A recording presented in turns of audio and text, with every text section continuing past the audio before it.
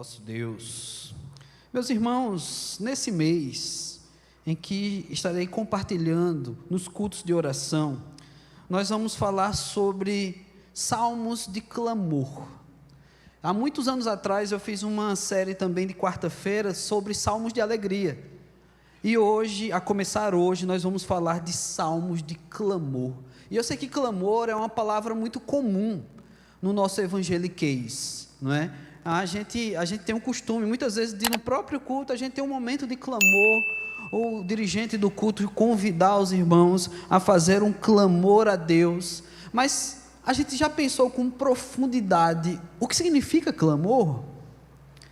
O clamor, ele pode ser feito de pelo menos duas formas, é o que a gente costuma ver. Clamor como um pedido, e tem clamor que mais parece uma reclamação. Quem aqui acha que clamor é reclamar? Você vai clamar com Deus, você vai reclamar as coisas para Deus. Levante sua mão. Alguém pensa que clamor é reclamar? Quem aqui pensa que clamor então é pedir alguma coisa a Deus? Deus te abençoe, Deus te abençoe, Deus te abençoe, Deus te abençoe. Meus irmãos, o clamor a Deus, por incrível que pareça, são as duas coisas. O clamor é também uma queixa. O clamor é também apresentar, abrir o coração com sinceridade. E não é por acaso que a gente vai ver esses tipos de clamores nos salmos. Pois, ainda que você não tenha memorizado os 150 salmos, você consegue recordar de situações onde salmistas como Davi, reclamando coisas a Deus, dizendo, mas Senhor, por que isso, por que aquilo? E um dos salmos que mais marcou a minha vida, onde tem um clamor que ele traz essa queixa, mas ele também tem viradas dentro do clamor, é o Salmo 22.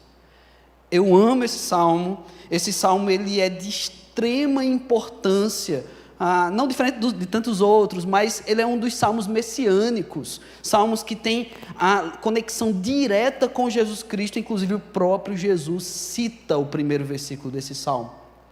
Senhor, meu Deus, por que me desamparaste? Isso é o início, o primeiro versículo do Salmo 22. Então abra sua Bíblia, hoje nós vamos estudar esse salmo por inteiro, mas nós o faremos em partes, justamente tentando entender, dissecando aqui os elementos desse clamor de Davi, desse salmista, que ele apresenta sua queixa, ele pede a Deus, mas diante de cada uma desses pedidos e queixas, há também uma virada, quando ele reconhece o poder de Deus e ao Deus a quem ele está se queixando. Então isso já como referência para as nossas vidas, já como aplicação, antes mesmo de ler o texto, você já tem que levar isso para casa hoje à noite. Se você precisasse sair agora, sem ouvir toda a mensagem, eu gostaria que você levasse isso. O seu clamor, os seus pedidos, a sua queixa, tem que vir acompanhado de palavras de reconhecimento de quem Deus é. Ou seja, eu peço, eu abro o meu coração, às vezes eu reclamo a Deus, mas eu sei que eu não estou fazendo isso em vão. Eu estou apresentando a um Deus que é capaz de resolver todos os meus problemas, toda a minha vida, pois Ele tem todo o poder. Então, a começar, nos versículos 1 ao versículo 5 desse Salmo 22, mantenha a sua Bíblia aberta nesse texto, diz o seguinte, a palavra de Deus: Deus meu, por que me desamparaste? Porque se acham longe de minha salvação as palavras do meu bramido. Deus meu, clamo de dia e não me respondes, também de noite, porém não tenho sossego. Contudo, tu és santo, entronizado entre os louvores de Israel. Nossos pais confiaram em ti, confiaram e os livraste. A ti clamaram e se livraram, confiaram em ti e não foram confundidos. Vocês percebem nesse texto, nesses primeiros versículos, já essa virada. O salmista apresenta nas suas primeiras palavras desse poema, dessa canção, um coração que está sendo rasgado diante de Deus. Ele está sendo sincero. O salmista se sente abandonado. Detalhe, Davi conhece atributos divinos tal qual aquele que diz que Deus está em todos os lugares, a onipresença do Senhor. Davi conhece esse Deus. E esse atributo de Deus deve fazer Davi errar ao falar que o Senhor me abandonou. Porque se Deus está em todo lugar, como ele abandonaria? Mas a questão aqui é que esse é o sentimento que Davi tem. Ele não está fazendo uma afirmação teológica. Ele não está dando uma aula aqui sobre atributos de Deus e ele encontrou uma falha. Não, ele está dizendo como ele se sente. E ele fala que ele se sente desamparado. Palavras estas, como eu já disse, repetidas por Jesus lá na cruz, com outros aspectos e profundidade ainda maior teológica. Mas aqui o salmista diz que ele está clamando, ele está gritando, e parece que Deus está longe. Ele diz que clama de dia, conforme o versículo 2, e Deus não responde, ele não tem sossego. A primeira virada do texto que nós temos é essa. Ele reconhece que Deus é não apenas santo, mas Deus está entronizado nos louvores de Israel. Ou seja, olha que aparente contradição. Davi diz que se sente abandonado por Deus, mas ele diz que Deus está em meio aos louvores de Israel. Israel é essa pela qual o próprio Davi também é parte. É interessante isso, parece que é um choque, mas na verdade é o coração de Davi. O coração dele está em choque, porque ele está apresentando os seus sentimentos. E ele ainda fala no versículo 4, o quanto é válido a confiança no Senhor. E ele vai falar da sua casa, a casa de Davi. Ele vai dizer, nossos pais confiaram em ti e os livraste. A ti clamaram e os livraram, confiaram em ti e não foram confundidos. Reconhecimento. Nós temos aqui dois primeiros aspectos que eles entram nesse embate aqui de sentimentos a um homem que clama ao Senhor. Que é o sentimento de desamparo, mas ao mesmo tempo o sentimento de confiança em Deus.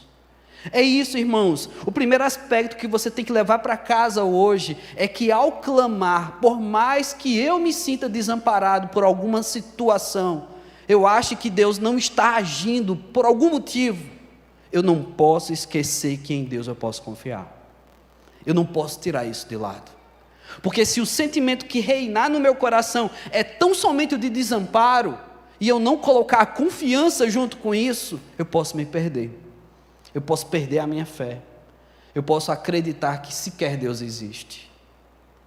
Então Davi, ele traz esse ensino. Mas o texto continua e a gente vai entrando aqui em aspectos humanos, ainda mais severos. Porque Davi, nos próximos versículos, ele vai trazer algo como uma baixa autoestima, ele vai estar se mostrando que ele se sente mal. Mas ao mesmo tempo ele conta com outro aspecto de Deus, que é a presença. Então diz o versículo 6, mas eu sou verme e não homem, opróbrio dos homens e desprezado do povo, todos os que me veem zombam de mim, afrouxam os lábios e meneiam a cabeça. Confiou no Senhor? Livre-o dele, salve-o, pois nele tem prazer. Contudo, tu és quem me faz nascer e me preservaste, estando eu ainda no seio da minha mãe. A ti me entreguei desde o meu nascimento, desde o ventre da minha mãe. Tu és o meu Deus, não te distancies de mim, porque a tribulação está próxima e não há quem me acuda. Olha a virada como ela chega agora. Davi se compara a um verme, a um bicho desprezível. Davi reconhece que ele é alguém, mas ao mesmo tempo, quando ele diz que é um verme, ele diz que isso é fruto, é resultado da atitude das pessoas que o rodeiam. As pessoas o desprezam, elas zombam dele. As pessoas, numa linguagem muito usada ultimamente entre adolescentes e jovens, as pessoas praticam bullying com Davi. Você não confia em Deus? Você não acredita nesse Deus? E zombam da fé de Davi. E ele se sente um nada. A autoestima dele está lá embaixo. E às vezes não é assim que a gente se sente. Quando vai clamar a Deus, quando tem que apresentar nossas queixas ao Senhor, como se fôssemos um nada. Muitas vezes até o ambiente, a depender de qual seja, o ambiente religioso, estimula as pessoas a se sentirem assim. Pensando que ao invés de se exaltar, porque ninguém deve se exaltar, exaltado é o Senhor, glorificado é o Senhor, ninguém deve se glorificar, mas ao mesmo tempo você não deve se sentir um verme por causa disso. É porque nós somos polarizados, a gente gosta dos exageros. Se eu não devo me glorificar, então eu tenho que me humilhar e me colocar numa situação de completa humilhação. Sim, diante do Senhor, sim, devemos nos humilhar. Mas a sensação que Davi traduz aqui nas suas palavras é que ele mesmo não se reconhece mais como um homem. De tanto que ele ouve zombarem da fé dele, de quem ele reconhece que ele não é mais ninguém. Mas ao mesmo tempo, na virada dessa vez, ele fala da presença do Senhor. Ele fala que o Senhor é presente quando ele ainda era um bebê e não tinha capacidade alguma de se defender, de se queixar, de clamar. Quando ele amamentava. O que é que um bebê faz, meus irmãos, num período de amamentação? Ele só chora. Ele chora quando está com fome, quando está cheio, quando está sujo, quando está limpo, quando quer dormir, quando não quer. Davi diz que Deus estava ali com ele, quando ele só chorava. Davi diz que o Senhor estava com ele, com a mãe dele, no nascimento ele já era escolhido do Senhor.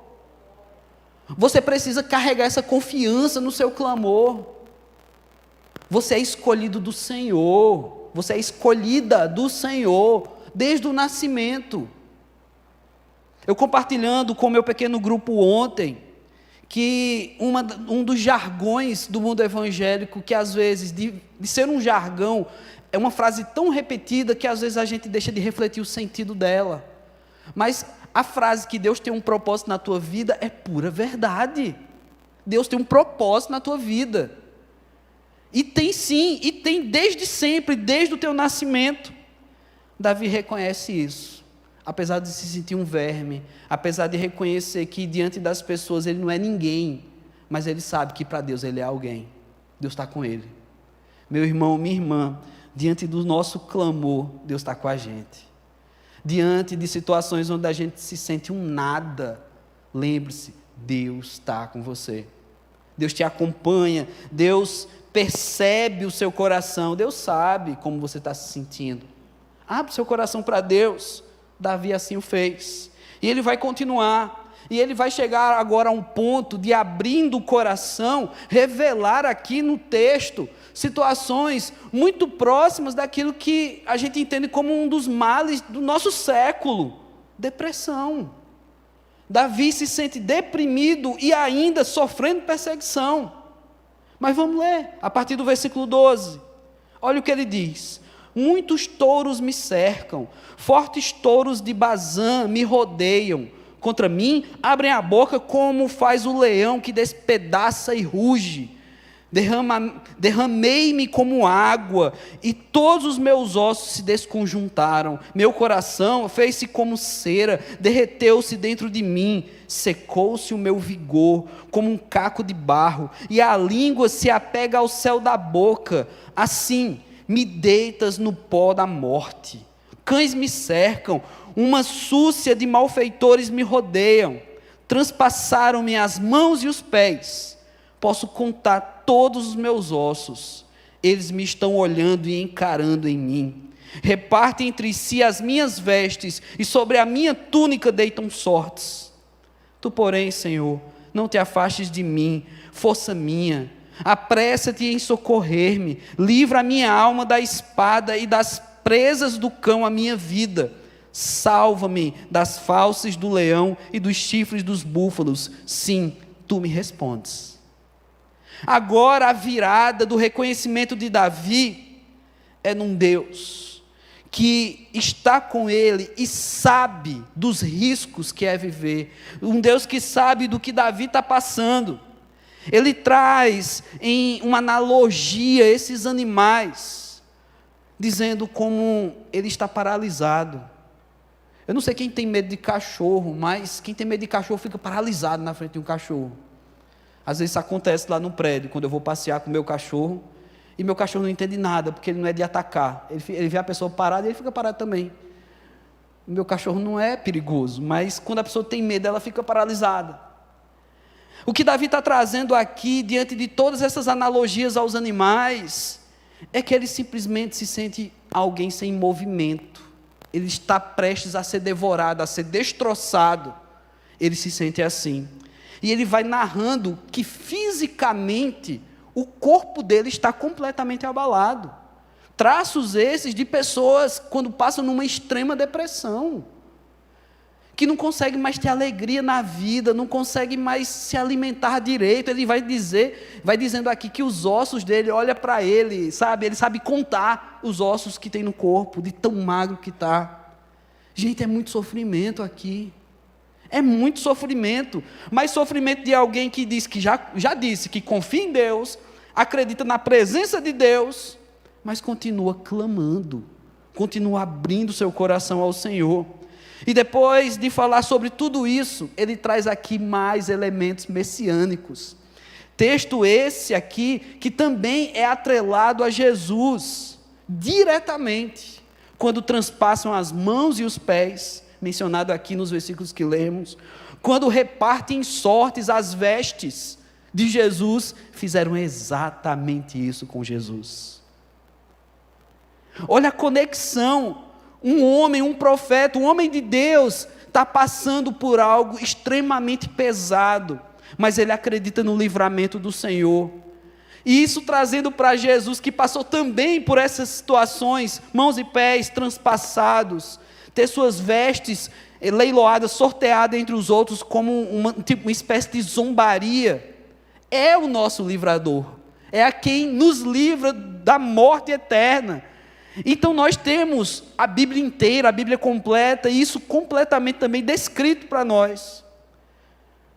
O drama de um homem, que se tornou o drama do próprio Deus, a vir à terra como Jesus Cristo, é exatamente o que nos livra dos nossos dramas, das nossas lutas, do nosso sofrer.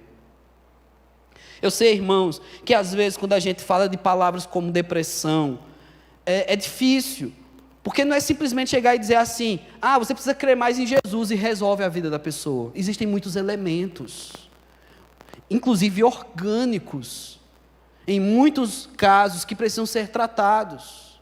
Mas é lógico, meus irmãos, quando você traz essa certeza do livramento, isso te ajuda a sair dessa vida com muito mais vigor, conforme versículos 19 e 20, e eu vou repetir: tu, porém, Senhor, não te afastes de mim, força minha, apresse-me em socorrer-me, livra a minha alma da espada e das presas do cão, a minha vida. Aqueles elementos que ele colocou, como ele está paralisado, cercado, ele está pedindo: Senhor, me tira disso, eu sei que o Senhor me tira disso. 21, salva-me dos fauces do leão, dos chifres dos búfalos, sim, tu me respondes. Não parece mais uma contradição? Há um Davi que diz lá no início que ele se sente desamparado, e agora ele afirma no versículo 21 que sim, Deus responde. Deus responde. Então esse abandono, mais uma vez, não é uma afirmação, mas é um sentimento. E por fim, meus irmãos, a partir do versículo 22, a gente tem um bloco maior de texto agora, até o versículo 31, até o final desse salmo. A gente tem 3 coisas que Davi traz, que devem fazer parte também do nosso clamor, da nossa prática de orar, dobrar os nossos joelhos, chorar diante do Senhor, que é reconhecimento, compromisso e louvor. Eu falei no começo do culto, eu fiz aquela enquete intencional para os irmãos sobre o clamor, onde a maioria de nós acreditava que clamor era só pedir. Ninguém queria levantar a mão de dizer que clamor é reclamar, mas é também. Davi reclama aqui, Davi se queixa aqui, mas dentro de todo um salmo, que é um bloco inteiro de clamor, nós temos esse desfecho. Isso deve nos ensinar alguma coisa: reconhecimento, compromisso e louvor. Olha o que diz a partir do 22. A meus irmãos declarei o teu nome, cantar-te-ei louvores no meio da congregação. Vós que temeis o Senhor, louvai-o, glorificai-o, vós todos, descendência de Jacó, reverenciai-o, vós todos, posteridade de Israel, pois não desprezou, nem abominou a dor do aflito, nem ocultou dele o rosto, mas o ouviu, quando lhe gritou por socorro. de ti vem o meu louvor na grande congregação. Cumprirei os meus votos na presença dos que o temem. Os sofredores hão de comer e fartar-se, louvarão ao Senhor os que o buscam. Viva para sempre o vosso coração, lembrar-se-ão do Senhor, e a ele se converterão os confins da terra. Perante ele se prostrarão todas as famílias das nações, pois do Senhor é o reino, é ele quem governa as nações. Todos os opulentos da terra hão de comer e adorar, e todos os que descem ao pó se prostrarão perante ele, até aquele que não pode preservar a própria vida. A posteridade o servirá, falar-se-á do Senhor à geração vindoura, hão de vir anunciar a justiça dele ao povo que há de nascer, contarão que foi ele quem o fez. Olha que palavras de uma certeza. Se esse salmo começasse do 22, você leria aqui e faria uma leitura mesmo de um Davi tão seguro, não é? Um Davi tão certo de quem é o Senhor, do poder de Deus e da posição dele como adorador. Um Davi que reconhece, um Davi que se compromete, nós vamos anunciar. Meus irmãos, isso aqui é o que toda mãe gostaria que um filho orasse. Toda mãe gostaria de ouvir um filho dizendo: eu reconheço quem Deus é, eu me comprometo com o Senhor e o louvarei enquanto eu viver. Isso com certeza traria muita alegria a pais e mães. Mas irmãos, isso não é somente a partir do 22 esse salmo. Ele tem os versículos anteriores que nós já discorremos aqui. Davi chega então a não mais apresentar suas queixas. Ele já abriu o coração, ele já disse os seus sentimentos. Agora, ele sabe a posição que ele tem que ter diante do Senhor. Se o Senhor colocou o seu ouvido a dispor de Davi para ouvir suas queixas, ele pensa, e aqui são palavras minhas, irmãos, Davi pensa: já que eu aluguei o ouvido do Senhor para reclamar, agora eu vou dizer quem o Senhor é.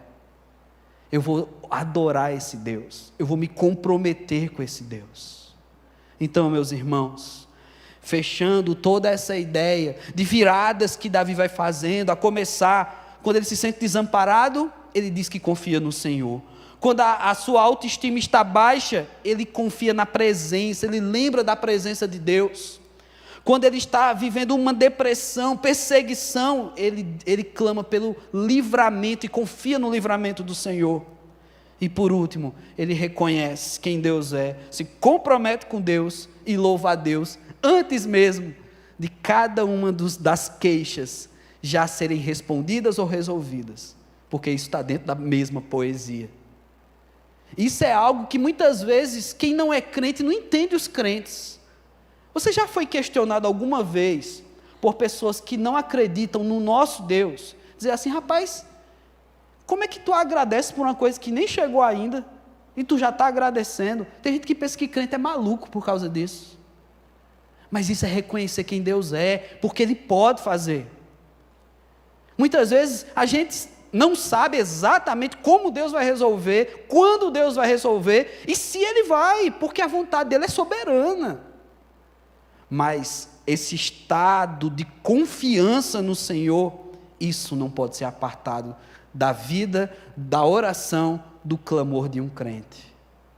Então, meus irmãos, eu não estou querendo ensinar, e não é meu intuito durante essa série de salmos de louvor, de salmos de clamor, melhor dizendo, ensinar os irmãos a orar.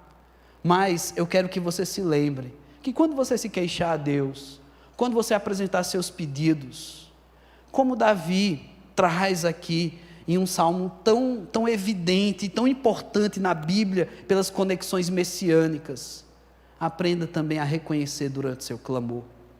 Não só reclame não, reconheça quem Deus é. Busque ao Senhor, busque conhecer o Senhor dia e dia, porque é preciso conhecê-lo também, para reconhecer quem Ele é. E assim, meus irmãos, eu tenho certeza de uma coisa: você vai ter mais contato com Deus.